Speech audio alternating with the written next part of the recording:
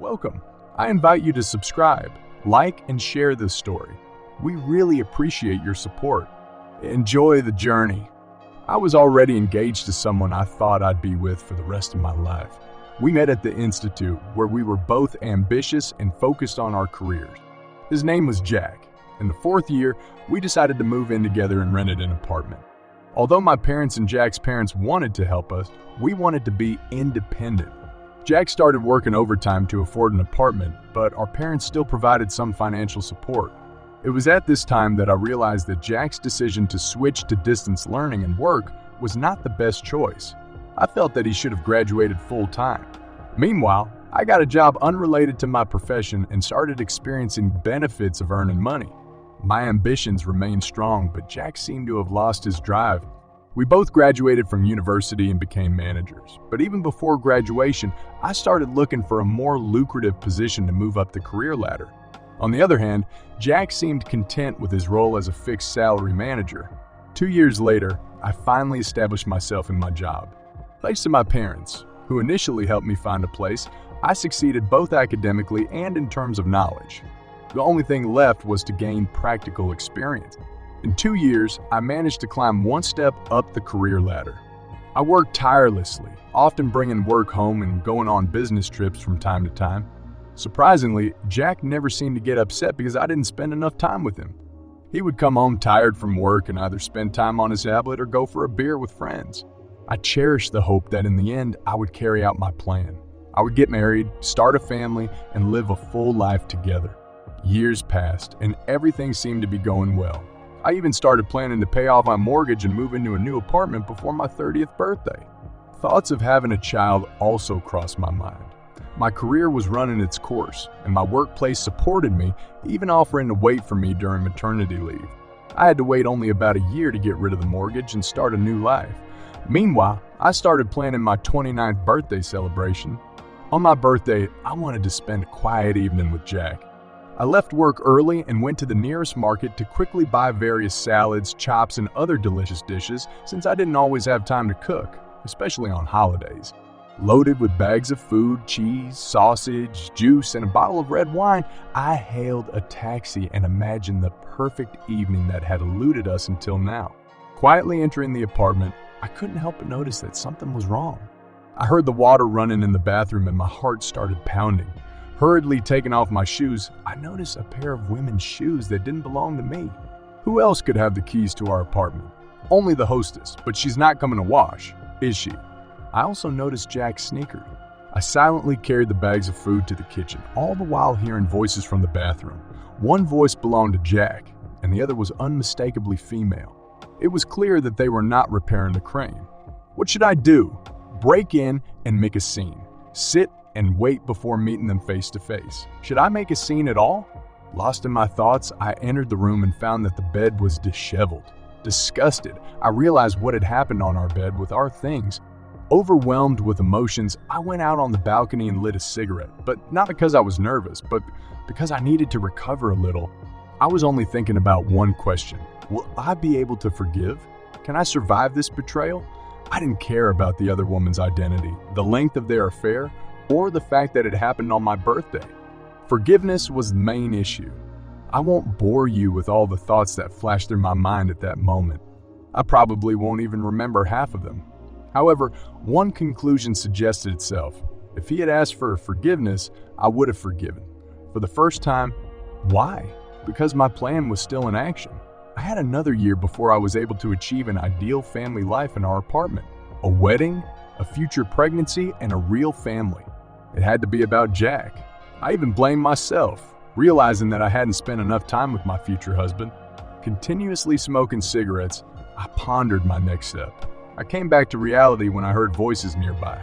Jack and the young woman seemed so engrossed in their conversation that they didn't notice me on the balcony. I waited for the girl to leave before approaching Jack. After a couple of minutes, I realized that if I didn't open up, I would become an unwitting witness of what I didn't want to see. Just at the moment when Jack threw his excited mistress, wrapped in a bath towel, on the bed, I came out of the balcony. Immediately, 2 pairs of surprised and, as it seemed to me, frightened eyes stared at me. "Tamila, it's not what you think at all," Jack said. getting out of bed and trying to tie a towel around his waist. "Do you really know what I'm thinking?" I asked calmly, trying to keep my voice even. "I think," Jack replied.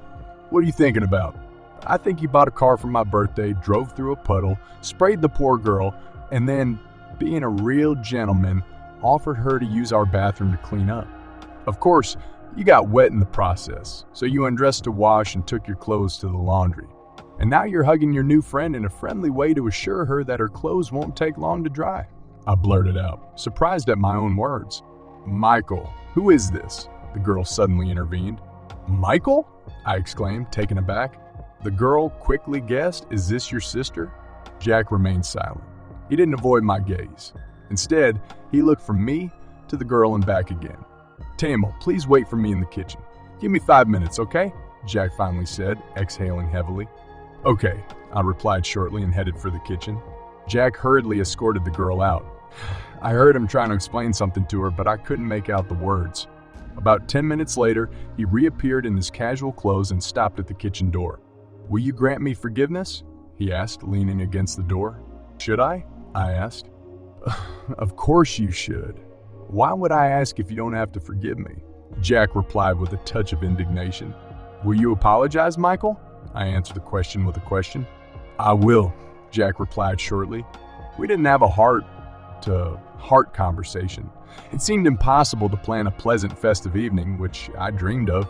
Jack made excuses and apologized mechanically, devoid of any genuine emotions, almost officially. Meanwhile, I was thinking about our future life together, imagining how I would become a mother in our new apartment. 6 months later, I began to express concerns about the move, the renovation, and our future. I hinted at wedding plans and the birth of children. However, Jack didn't seem to want to discuss any of this. His answers were brief and limited. When it came to repairs, he would say something like, "Do as you want," or "Why are you asking if you already know better?" As for the wedding, he became more and more silent, saying from time to time, "Let's wait and see." We've never had a serious conversation about having kids. So, while my thoughts were busy repairing and setting wedding date, one weekend the doorbell rang. Assuming it was Jack, who probably forgot his keys while going shopping, I opened the door without bothering to look through the peephole or ask who was there. There was a young woman standing on the threshold, and although at that moment she did not seem familiar to me, but I would have recognized her among 1,000 others. Despite her ordinary and inconspicuous appearance, I remember her face for a long time. "Hi, is Michael home?" she asked with childish naivety. "Michael," I replied, taken aback. "Yes, your brother," the girl continued innocently. "Are you visiting him again? I hope you don't plan to kick him out of your apartment, otherwise we won't have anywhere to live." As she spoke, she put her hands on her stomach. It was then that I noticed her pregnancy, which had previously been hidden by a loose blouse. I stared at him in disbelief. "Come in," I said sternly, stepping aside to greet this unexpected guest. "What's your name?" I asked. "Karina," the girl replied, taking off her ballet flats at the entrance. "Aren't you a Tamil?" "Tamil," I confirmed. "How old are you?" 22. Karina looked into my eyes and added, "I'll be 23 in 6 months. Let's go to the kitchen," I said dryly. I didn't have the strength and desire to be angry. For some reason, I felt immensely sorry for this naive girl. But who would pity me? Jack assured me that there was nothing serious about it, that it was over, and that it would never happen again. And now, Karina, who thought my Jack was Michael, was sitting across the table from me, greedily finishing her second glass of juice, trying her best to please me as Michael's sister. At first, I was silent, watching her. Then I just said, "Tell me." I wasn't even sure what I wanted to hear from her or if I wanted to listen at all. But I knew it was time to find out everything about Jack, the man I was planning to marry. From the very first words of Karina, it was obvious that she desperately wanted me to like her. Well, you see, he told me that he lived with his sister, who disapproved when he brought girls to his house. But I'm not just any girl. We're serious. Really serious. We've been together for 2.5 years. I'm so glad I found you, even though I was ready to settle for Michael. But I'm sure that, as his sister, you will have an influence on him. After our meeting, well, when you were here, Michael told me everything. That's why we only met here when you were out of town. Michael said that you are often on business trips, and when you were in the city, we rented an apartment for a few hours, and then I found out that Michael and I were going to have a baby. I decided to please him right away, and he said that he didn't need a child and that I would get rid of him. Then we would definitely be together. And I tried, or rather, I wanted to. More precisely, I didn't want to, but I tried and I couldn't. I stayed with my mom for a few months and then returned to the city. We need to sign some papers so that the child has a father. As for Michael, he's not heartless. He'll see me with a little tummy and melt, won't he? And where did you meet? I asked when Karina stopped talking. At the party. Karina answered with satisfaction, apparently deciding that the conversation was going as it should. I rent a 2-room apartment with 2 other girls. We got a job here after college so that we wouldn't have to return to our parents in the villages. The work, however, is not by profession. I distribute leaflets, then I glue ads. Here's a girlfriend had a birthday, celebrated with us.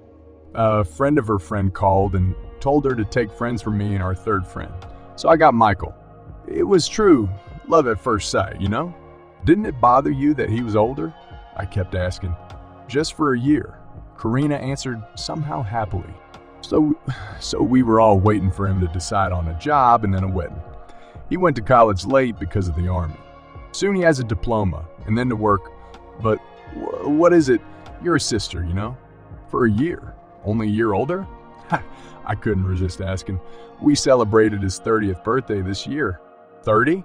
Karina asked, confused. Yes, and he graduated from the institute a long time ago and has been working for many years. I continued. Really? Karina asked with tears in her eyes. What about them? What about me? What about us? I have nowhere to go.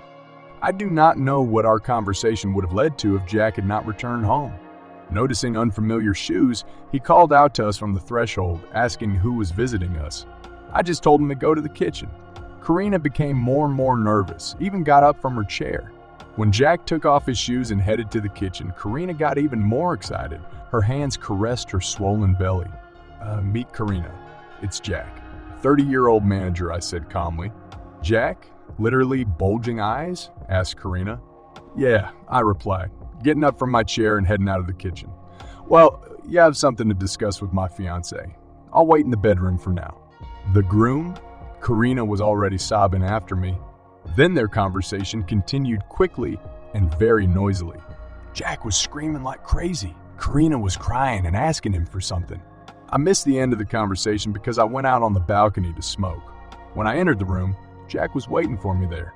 I no longer waited for an apology or an excuse, but just looked at him, focused and silent. And then she asked a direct question, so you don't want children at all? Or specifically from this naive fool? In general, Jack replied sternly. It was then that a whole tub of truth poured out on me. It turned out that Jack was with me only because it was so convenient.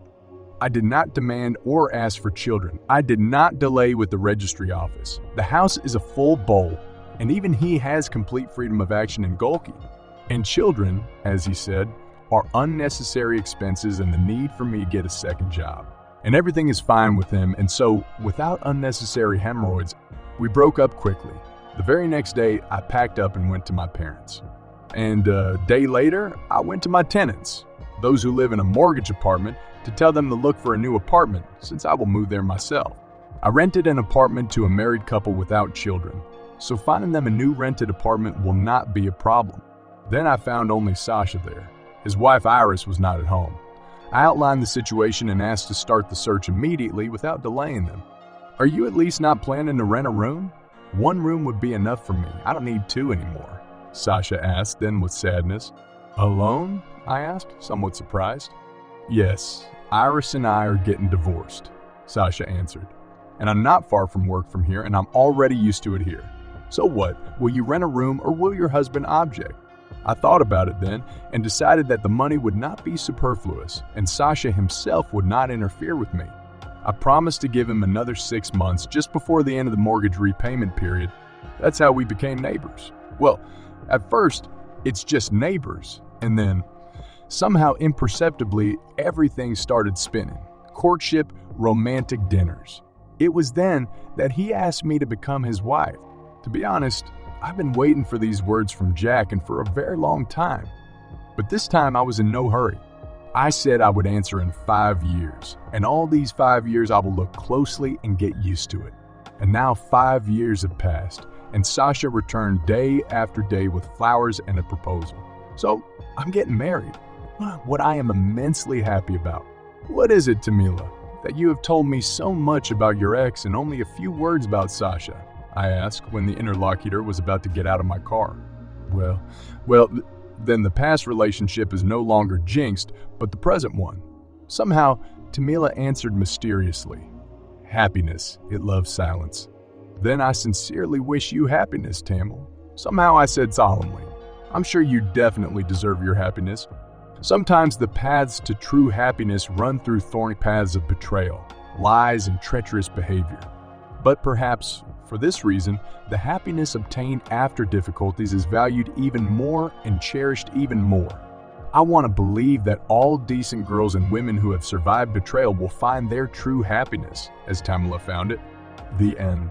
Thank you for joining me on this exciting journey of love, betrayal, and redemption. I appreciate your support and encourage you to subscribe, like, and share this story. Your participation and feedback are invaluable for shaping our content and promoting mutual understanding and community growth.